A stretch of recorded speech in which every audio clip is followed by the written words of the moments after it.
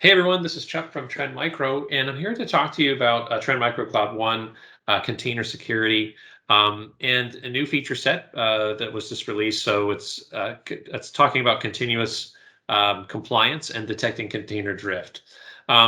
This is a new unique service that actually enhances our policy-based admission controller. So if you're familiar with container security, we do have policy-based admission controller that is going to go ahead and evaluate your Kubernetes deployments, making sure that deployment manifest file doesn't consist of any misconfigurations or human error blunders saying that maybe access rights to the container to the root file system or running in privilege mode.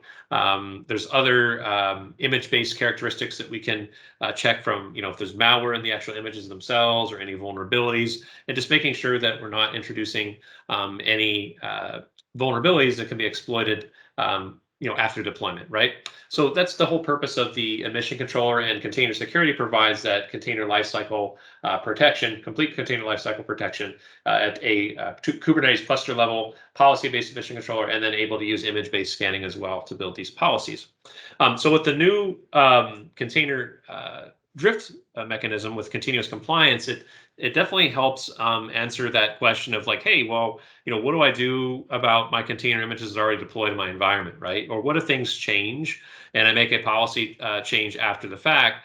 How do I make sure that non-compliant containers that are violating my policy, one that I'm aware of them in my environment, or maybe I want to make a decision whether I want to isolate this container off, or even terminate the container from even running non-compliant containers. I just don't want them running in my environment at all. That's just not going to happen. So, and how do I identify which are not those non-compliant containers currently running, and I can make the determination whether I want to terminate them myself. So that's where that continuous compliance component comes in, and that's that new feature. So what I'm going to show here briefly is what that's all about, right? So I'm going to start with the admission controller, right? So once you onboard your Kubernetes cluster to container security, you get some information when it's being evaluated, when it was actually onboarded for the container security protection. And just to kind of see what that looks like, if I go ahead and open up my environment here just to see get pods, what's actually currently running. When this is deployed and the protections in place, you're going to have a couple components, right? You're going to have the admission controller. You're going to have the oversight controller. That's what's actually doing the an oversight, right? That continuous compliance. And then you can have the usage controller as well deployed. So all these components are actually doing the monitoring and the decision making based on policies that I provide in my environment. You can see here I've got a current pod running in my environment, just running BusyBox that's running as well, that we're going to have some examples with here today.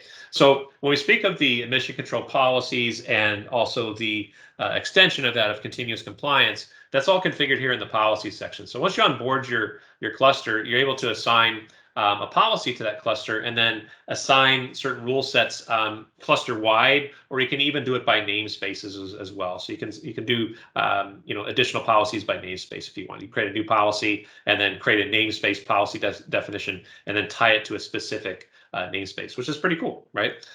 So I'm going to go ahead and discard that change. Don't want to make that in the environment. So when we talk about deployment, so for example, I have BusyBox running in the environment, right? What if I want to go ahead and make a policy change from here on out that I don't want to allow containers that can have privilege escalation, right? So if I want to go ahead and block that accordingly and save that change, the next time that I actually try and do a push, like an actual, say I want to do a new instance of a BusyBox, for example, I can go ahead and,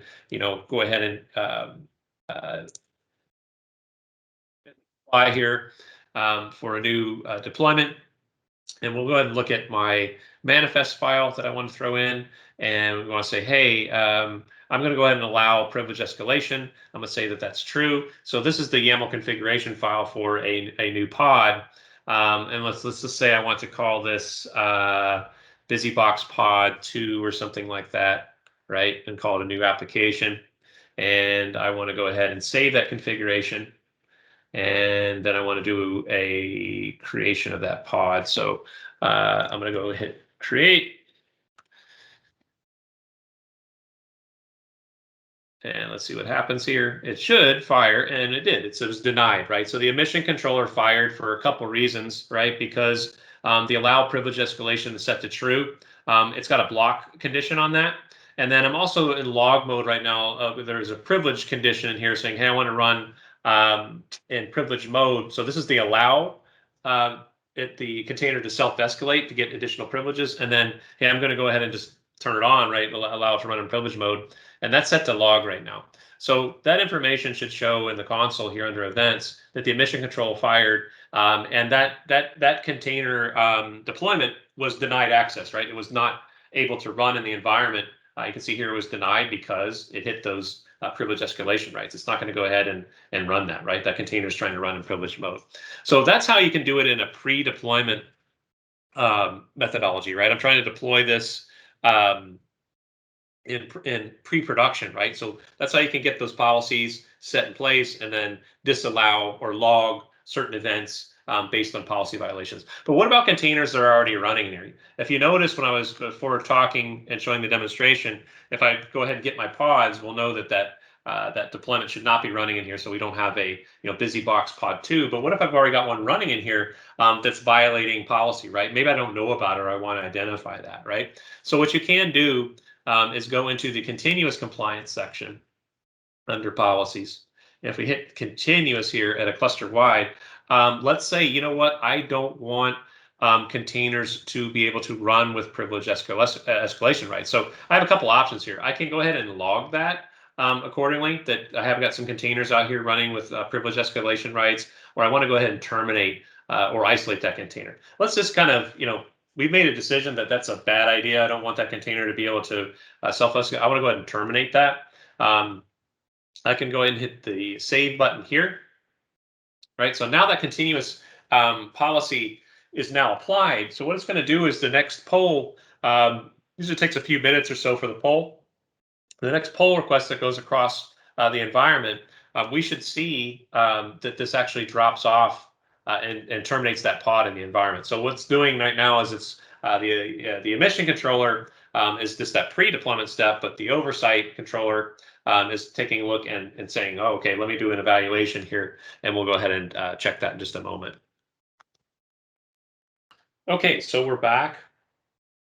You can see here a few times I was just refreshing the environment. You can see that took a couple minutes for that evaluation to take place, right? So the continuous compliance job is continuously analyzing. It's checked that configuration for actual running containers in the environment. And you see BusyBox is out there no longer running.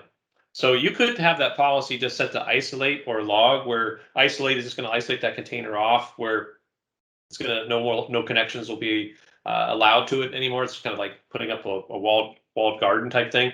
But if you want to go ahead and do it log, in the log event, it would just show containers that are running with policy violations. So you can make that determination whether I want to run the cube control commands to actually shut that down. But in this case, the automation's in place, right? There's a violation. It went ahead and terminated that non-compliant container, and we see that showing up in the event section here. That container has terminated successfully. And then why did it terminate? Well, it's running in privileged mode because it's got privilege escalation rights, and it was running in privileged mode. So that's not good, right? That's a policy violation. And we want to make sure that's based on our company policy set up. I want to make sure that that's actually terminated, and we saw that happen. So now you have that understanding of how you can use those pre-deployment checks with the emission controller policy, and also do continuous compliance when containers are running in that runtime environment, and make that determination what you want to do there if there is a policy change. Thanks so much for listening in.